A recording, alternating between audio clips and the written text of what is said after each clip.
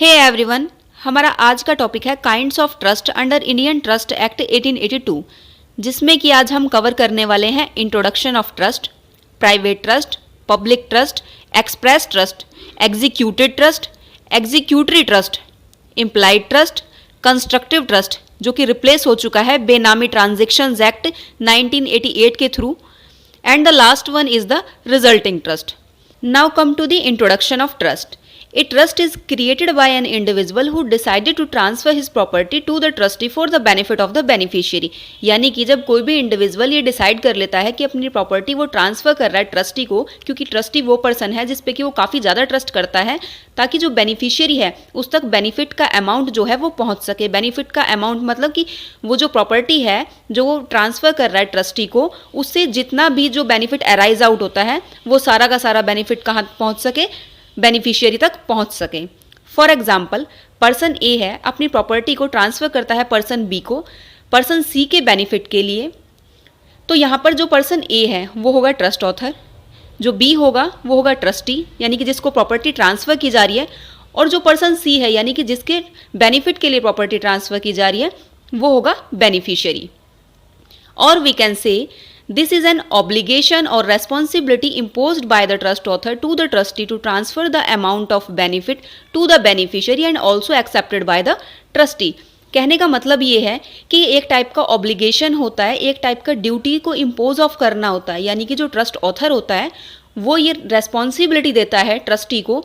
कि जिस पर्पज़ के लिए वो अपनी प्रॉपर्टी को ट्रांसफ़र कर रहा है ट्रस्टी के पास, वो उस पर्पज़ की फुलफिलमेंट जो है वो करेगा. यानी कि अपनी जो उसकी ड्यूटी है, ट्रस्टी की ड्यूटी क्या है उसकी, कि उसे जो अमाउंट है वो ट्रांसफ़र करना है बेनिफिशियरी का बेनिफिशियरी तक. तो उसकी जो ये ड्यूटी है वो उसे काफ़ी अच्छे से बेहतर तरीके से जो है वो उसे परफॉर्म करेगा. लेकिन ट्रस्ट जो है वो कंप्लीट कब होगा, वो कंप्लीट तभी होगा जब वो एक्सेप्टेड बाय द ट्रस्टी हो.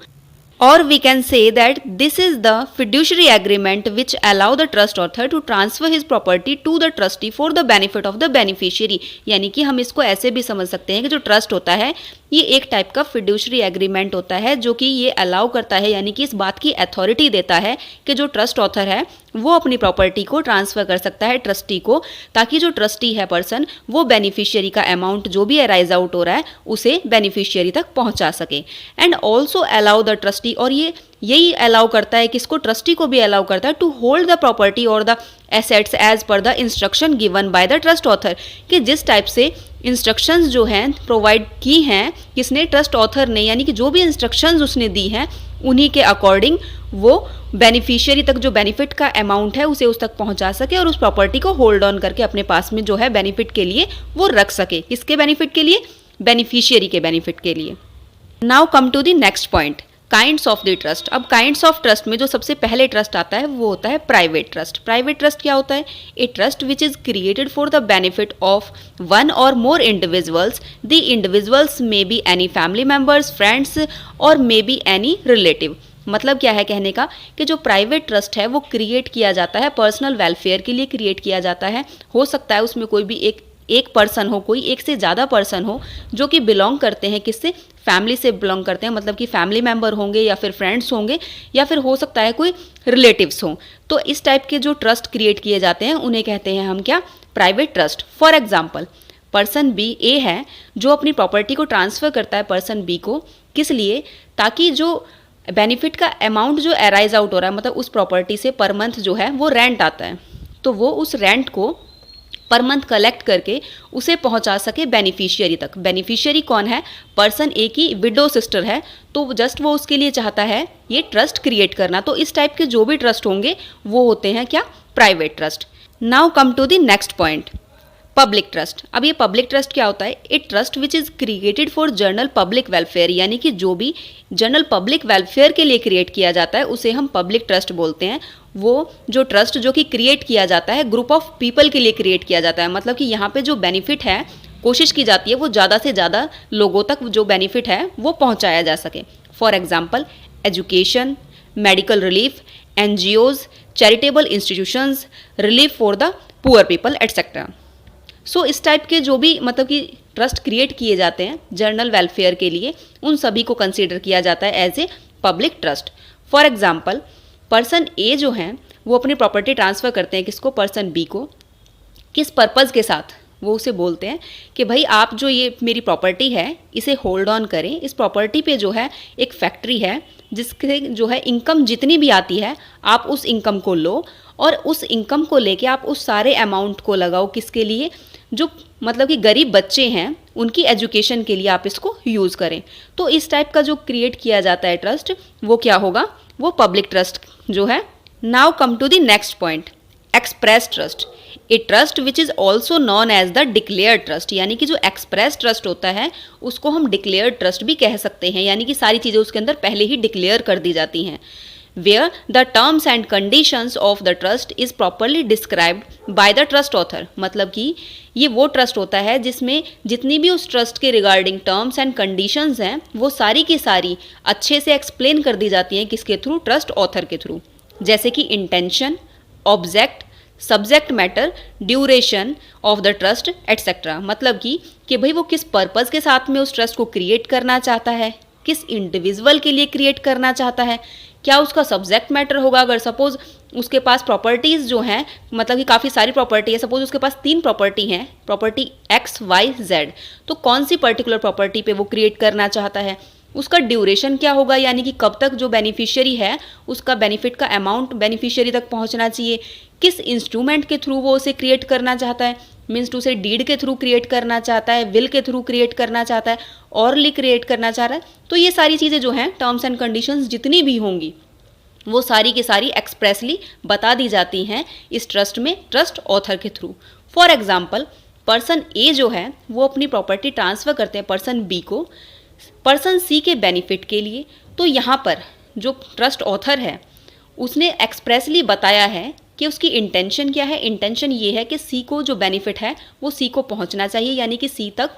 जो सी पर्सन है बेनिफिशियरी तक अमाउंट पहुंच जाए। उसकी जो पर्टिकुलर प्रॉपर्टी होगी, किस प्रॉपर्टी के रिगार्ड में वो क्रिएट कर रहा है वो ये भी बताएगा। दूसरे नंबर कि वो जो बेनिफिट है कब तक पहुंचना चाहिए, लाइफ टाइम के लिए पहुंचना चाहिए या फिर वो उसको एब्सोल्यूटली ही पहुंचना चाहिए। तो ये सारी चीज़ें इसके अंदर जो है वो कवर करेगा बहुत, मतलब कि साफ तरीके से। तो ये होगा एक्सप्रेस ट्रस्ट। अब एक्सप्रेस ट्रस्ट जो है इसको भी 2 पार्ट्स में डिवाइड किया जाता है फर्दर। Number 1, executed trust. जैसा कि नाम से ही पता चल जाता है एग्जीक्यूटेड ट्रस्ट, यानी कि वो ट्रस्ट जो कि कंप्लीट हो चुका है, यानी कि एवरीथिंग इज कंप्लीटली डिस्क्राइब्ड, कि उस ट्रस्ट में जो है हर चीज़ बहुत अच्छे तरीके से कंप्लीट तरीके से डिस्क्राइब की हुई है और वो ट्रस्ट जो है वो कंप्लीट हो चुका है। Means there is nothing left to be done, यानी कि एक ट्रस्ट को क्रिएट करने के लिए जो भी स्टेप्स होते हैं उसमें वो सारे के सारे कवर किए जा चुके हैं। जितनी भी टर्म्स एंड कंडीशंस होती हैं वो सारी की सारी फुलफ़िल की जा चुकी हैं। अब ये क्या होता है कि भाई जो ट्रस्टी है वो सारी की सारी जो उसके ऊपर लाइबिलिटीज़ ड्यूटीज़ जो है इम्पोज ऑफ की जा रही हैं ट्रस्ट ऑथर के थ्रू, वो उन सभी को एक्सेप्ट कर चुका है। तो ये जो सारी कंडीशन है, यानी कि वो जो ट्रस्ट है वो अपने आप में कंप्लीट हो चुका है, यानी कि अब वो एक्सेप्ट हो चुका है, एक्सेप्टेड है वो किसके, ट्रस्टी के थ्रू। तो वो ट्रस्ट होगा as a executed trust. Now come to the next point, executory trust. It is defined as the incomplete trust where everything is not defined completely, means to say that there is something remain in order to create the trust। मतलब क्या है कहने का कि ये एक type का incomplete trust होता है, मतलब कि यहाँ पर जितने भी जो है टर्म्स एंड जो टर्म्स एंड कंडीशंस होती हैं उन सभी को अच्छे तरीके से जो है डिस्क्राइब नहीं किया गया है, उन्हें बताया नहीं गया है, या फिर जितने भी स्टेप्स होते हैं किसी भी ट्रस्ट को कंप्लीट करने के लिए उन सभी की यहाँ पे जो है फुलफिलमेंट जो है वो नहीं हुई है। It may be the procedure to create the trust, हो सकता है कि जो प्रोसीजर है किस प्रोसीजर के थ्रू क्रिएट करना है उस ट्रस्ट को, यानी कि जो इंस्ट्रूमेंट है वो क्या होगा, हो सकता है उसके बारे में ना बताया हो, और द ऑब्जेक्ट या फिर ऑब्जेक्ट के बारे में ना बताया हो, या सब्जेक्ट मैटर हो सकता है, या फिर हो सकता है कि जो ट्रस्ट ऑथर है उसने अपनी इंटेंशन जो है वो ही ना बताई हो कि किस इंटेंशन किस पर्पज़ के साथ में वो ये ट्रस्ट क्रिएट करना जो है वो चाहता है। फॉर एग्जाम्पल, पर्सन ए जो है वो पर्सन बी को बोलता है कि भाई उसे ट्रस्ट क्रिएट करना है और भाई मैं अपनी जो कोई प्रॉपर्टी है वो आपको एज ए ट्रस्ट ट्रांसफ़र करूँगा। अब उसने ये तो बता दिया कि वो अपनी प्रॉपर्टी उसे एज ए ट्रस्ट ट्रांसफ़र करेगा, लेकिन ना ही तो उसने अपना पर्पस बताया है, यानी कि किसके बेनिफिट को अराइज करने के लिए, यानी कि कौन है बेनिफिशियरी जिसके लिए वो बेनिफिट जो है वहाँ से अराइज आउट करके बेनिफिशियरी तक पहुँचाना चाहता है। ना तो उसने इस चीज़ को क्लियर किया है और ना ही उसने ये बताया है कि भाई उसके पास काफ़ी सारी प्रॉपर्टी है, जितनी भी उसके पास प्रॉपर्टी है उसमें से किस पर्टिकुलर प्रॉपर्टी के बिहाफ पे जो है वो ट्रस्ट जो है वो क्रिएट करना चाहता है। तो इस टाइप के जो ट्रस्ट होते हैं उन्हें बोलते हैं हम executory trust. Now come to the next point, implied trust. अब ये इम्प्लाइड ट्रस्ट क्या होता है? A trust which is not created expressly, this is the trust which is created indirectly. यानी कि इम्प्लाइड ट्रस्ट वो ट्रस्ट होता है जिसे एक्सप्रेस वे में क्रिएट नहीं किया जाता है, बल्कि ये जो ट्रस्ट है ये एक इनडायरेक्ट वे में क्रिएट होता है, यानी कि it creates by the presumption as per the circumstances. मतलब कि जो करंट सर्कमस्टांसेस होते हैं उनको देख के क्या प्रिज्यूम किया जाता है, क्या उनको देख के ऐसा कुछ प्रिज्यूम किया जा सकता है कि यहाँ पे कोई ट्रस्ट क्रिएट करने की इंटेंशन थी, तो वो चीज़ जो है वो होता है इम्प्लाइड ट्रस्ट, यानी कि एक्सप्रेसली कुछ भी डिस्क्राइब यहाँ पर नहीं है। फॉर एग्जाम्पल, पर्सन ए जो है उसके पास प्रॉपर्टी है, प्रॉपर्टी XYZ, जो कि एज ए ट्रस्ट अपनी प्रॉपर्टी ट्रांसफ़र करना चाहता है पर्सन बी को। वो अपनी प्रॉपर्टी पर्सन बी को ट्रांसफ़र करता है और उसे बोलता है कि जो प्रॉपर्टी X और Y है उनके थ्रू जो भी बेनिफिट अराइज आउट हो रहा है आप उस बेनिफिट को लो और उस बेनिफिट को आपको यूज़ करना है कहाँ पे,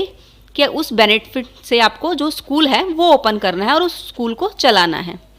अब वहाँ पर ये तो बता दिया कि जो प्रॉपर्टी X और Y है उसके थ्रू आपको जो स्कूल है उसको ओपन करना है और उसको कंटिन्यू करना है उस स्कूल को, लेकिन जो प्रॉपर्टी Z है उसके बारे में कुछ भी एक्सप्रेसली नहीं बताया। तो यहाँ पे जो सर्कमस्टांसेस होंगे उनको देख के क्या चीज़ फील होगी कि भाई जब पर्सन एक ही टाइम पे 3 प्रॉपर्टीज़ को एक पर्सन ट्रांसफ़र कर रहा है, 2 प्रॉपर्टीज़ के बारे में उसने बता दिया, अपनी इंटेंशन जाहिर कर दी वहाँ पे कि किस पर्पज़ से उन्हें वो ट्रांसफ़र कर रहा है, लेकिन जो थर्ड प्रॉपर्टी है उसके बारे में उसने बताया ही नहीं। तो ये चीज़ प्रिज्यूम की जाती है यहाँ पर कि भाई वो जो थर्ड प्रॉपर्टी है उस थर्ड प्रॉपर्टी की भी इंटेंशन सेम ही है जैसे उन 2 प्रॉपर्टी की है, यानी कि वो थर्ड प्रॉपर्टी भी उसने उसी पर्पज़ के साथ में आपको ट्रांसफ़र की है। ये होता है implied trust. Now come to the next point, constructive trust. A constructive trust is the trust which is not created by the words और the circumstances importing an intention to create the trust. यानी कि जो constructive trust होता है वो trust होता है जो ना ही तो वर्ड्स के थ्रू क्रिएट किया जाता है और ना ही सर्कमस्टांसेस को देखकर इस बात को प्रिज्यूम किया जाता है कि भाई यहाँ पर कोई ट्रस्ट क्रिएट करने की जो है इंटेंशन थी। It is imposed by the court, ये कोर्ट के थ्रू इम्पोज किया जाता है to prevent the unfair advantage by the trustee. यानी कि सपोज अगर जो ट्रस्टी है वो किसी भी टाइप का अनफेयर एडवांटेज उस ट्रस्ट प्रॉपर्टी से अगर सपोज वो लेना चाहता है तो उस कंडीशन में जो कोर्ट है वो इम्पोज ऑफ करता है कंस्ट्रक्टिव ट्रस्ट को to prevent the breach of fiduciary relation for the personal gain. मतलब अगर यहाँ पर जो ट्रस्टी है वो किसी भी टाइप का ब्रीच करना चाहता है, अपनी ड्यूटी से ब्रीच करना चाहता है या ब्रीच ऑफ फिड्यूशरी रिलेशन करना चाहता है वो अपना पर्सनल गेन करने के लिए, तो यहाँ पे जो कोर्ट है वो कंस्ट्रक्टिव ट्रस्ट को इम्पोज ऑफ करता है किसी भी टाइप के फ्रॉड को रोकने के लिए। तो ये होता है constructive trust. For example,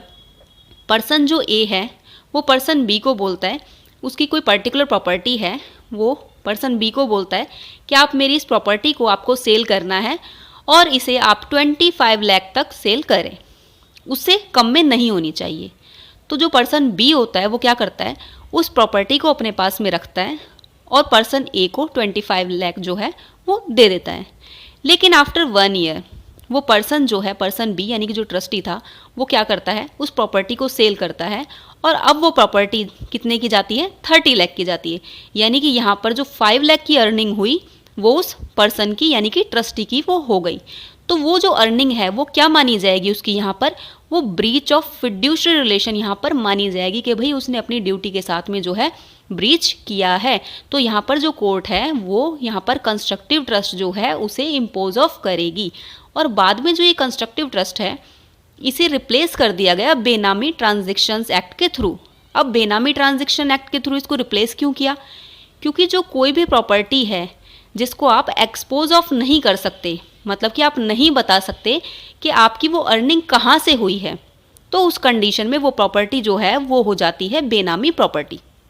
suppose person A जो है वो प्रॉपर्टी परचेज करता है पर्सन बी के लिए, यानी कि अपने ब्रदर बी के लिए, बी के नाम से। वहाँ पे कंसिडरेशन का जो अमाउंट है वो कौन पे करता है, पर्सन ए पे करता है, लेकिन प्रॉपर्टी किसके नाम पे परचेज की जा रही है, प्रॉपर्टी परचेज की जा रही है पर्सन बी के नाम पे। अगर यहाँ पे जो पर्सन ए है वो अपनी जो सोर्स ऑफ इनकम है उसको एक्सपोज ऑफ कर सकता है, यानी कि वो जो पर्सन जो है ए, जो कंसिडरेशन का अमाउंट उसने पे किया है उसकी सोर्स ऑफ इनकम क्या थी, अगर सपोज इस चीज़ का वो एक्सपोज ऑफ कर सकता है इस बात को, तो उस कंडीशन में वो जो प्रॉपर्टी है वो बेनामी प्रॉपर्टी कंसीडर नहीं होगी। और वो इस चीज़ को भी शो ऑफ कर देता है कि भाई इस प्रॉपर्टी से मैं किसी भी टाइप का जो है बेनिफिट वो नहीं लेने वाला हूँ, ये प्रॉपर्टी मेरे भाई के लिए ली है मैंने, जस्ट इसकी कंसिडरेशन जो है वो अमाउंट मैंने पे कर दिया है। और उस पर कंसिडरेशन के अमाउंट पे भी वो अपनी जो इनकम है यानी कि सोर्स ऑफ इनकम है उसकी, उसको भी एक्सपोज ऑफ कर रहा है, तो उस कंडीशन में वो बेनामी प्रॉपर्टी नहीं है। लेकिन अगर सपोज वो जो पर्सन ए है वो इनकम का, अपनी जो उसकी सोर्स ऑफ इनकम है उसको एक्सपोज ऑफ नहीं कर पाता है, यानी कि कंसिडरेशन का अमाउंट जो है वो कहाँ से पे किया है उसने, इस चीज़ को नहीं वो शो कर पाता है, तो उस कंडीशन में वो कंसीडर की जाएगी एज ए बेनामी प्रॉपर्टी। ठीक है, तो वो कंसीडर कैसी की जाएगी, बेनामी प्रॉपर्टी की तरह उसे कंसीडर किया जाएगा। तो इसीलिए जब मैंने एग्जांपल लिया कि पर्सन जो ए है वो बोलता है पर्सन बी को कि आप मेरी जो प्रॉपर्टी है वो 25 लाख के अंदर जो है आप इसको सेल करें, तो 25 लाख के अंदर ना सेल करके आफ्टर 1 ईयर उसने क्या किया, उसे 30 लाख में सेल कर दिया। तो यहाँ पे जो 5 लाख की अर्निंग हुई थी ट्रस्टी की वो उसको किसी भी टाइप से एक्सपोज ऑफ नहीं कर सकता है, और जब वो उसको एक्सपोज ऑफ नहीं कर सकता तो वो हो जाती है एक टाइप से बेनामी प्रॉपर्टी। इसीलिए जो कंस्ट्रक्टिव ट्रस्ट है, कंस्ट्रक्टिव ट्रस्ट को रिप्लेस कर दिया गया एज ए बेनामी ट्रांजैक्शंस एक्ट जो है रिप्लेस कर दिया गया। Now come to the next point, resulting trust. अब ये रिजल्टिंग ट्रस्ट क्या होता है, a resulting trust is the kind of implied trust, यानी कि इम्प्लाइड ट्रस्ट का ही ये जस्ट एक काइंड होता है, which come in existence by the operation of law, operation of law के थ्रू ये एग्जिस्टेंस में आता है, विच अराइज और result in favour of either of the person who creates the trust और हिज रिप्रेजेंटेटिव्स, यानी कि ये किसके फेवर में वर्क करता है, जो पर्सन है जिस पर्सन ने उसको क्रिएट किया था, यानी कि जो ट्रस्ट ऑथर था, ट्रस्ट ऑथर के ही रिगार्ड में ये उसी के फेवर में या फिर उसके जो रिप्रेजेंटेटिव्स हैं उनके फेवर में ये वर्क जो है करता है, क्या, resulting trust. In this trust the beneficial interest come back to the trust author and his representatives. इसमें क्या होता है रिजल्टिंग ट्रस्ट में कि जो बेनिफिशियल इंटरेस्ट जो होता है वो वापस से रिटर्न बैक हो जाता है किसके पास, ट्रस्ट ऑथर के पास, या फिर जो ट्रस्ट ऑथर अगर सपोज नहीं है तो उसके जो रिप्रेजेंटेटिव्स हैं उन्हीं के पास वापस से वो बेनिफिशियल जो इंटरेस्ट है वो आ जाता है। फॉर एग्जांपल पर्सन ए जो है उसने अपनी प्रॉपर्टी ट्रांसफ़र की पर्सन बी को कि भाई आप जो है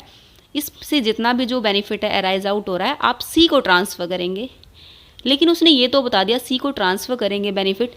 लेकिन कब तक ट्रांसफ़र करेंगे, यानी कि लाइफ टाइम के लिए इंटरेस्ट क्रिएट कर रहे हैं या फिर किया जा रहा है, या फिर मतलब कि एब्सोल्यूट क्रिएट किया जा रहा है, इस टाइप से कुछ भी वहाँ पे नहीं बताया। ठीक है, तो जहाँ पे ये कंडीशन मेंशन ना हो कि ड्यूरेशन क्या होगा ट्रस्ट का, तो वहाँ पे जस्ट ये चीज़ मान ली जाती है कि लाइफ टाइम के लिए क्रिएट किया जा रहा है उस ट्रस्ट को, यानी कि जो बेनिफिट है वो कब तक ट्रांसफ़र होगा, लाइफ टाइम के लिए ट्रांसफ़र होगा। और इस केस में सपोज दैट जो पर्सन सी है यानी कि जो बेनिफिशियरी है अगर उसकी डेथ हो जाती है तो जैसे ही बेनिफिशियरी की डेथ होगी तो वो जो क्या था बेनिफिशियल इंटरेस्ट जो था अब वो रिटर्न बैक हो जाएगा किसके पास, ट्रस्ट ऑथर के पास रिटर्न बैक हो जाएगा। अगर ट्रस्ट ऑथर भी जो है जिंदा नहीं है, डेथ हो गई है किसी टाइप से, तो उस कंडीशन में उसके जो रिप्रेजेंटेटिव्स होंगे उनके पास वो रिटर्न बैक हो जाएगा। तो ये होता है रिजल्टिंग ट्रस्ट। तो ये था पूरा कॉन्सेप्ट काइंड्स ऑफ ट्रस्ट का। Thanks for watching the video.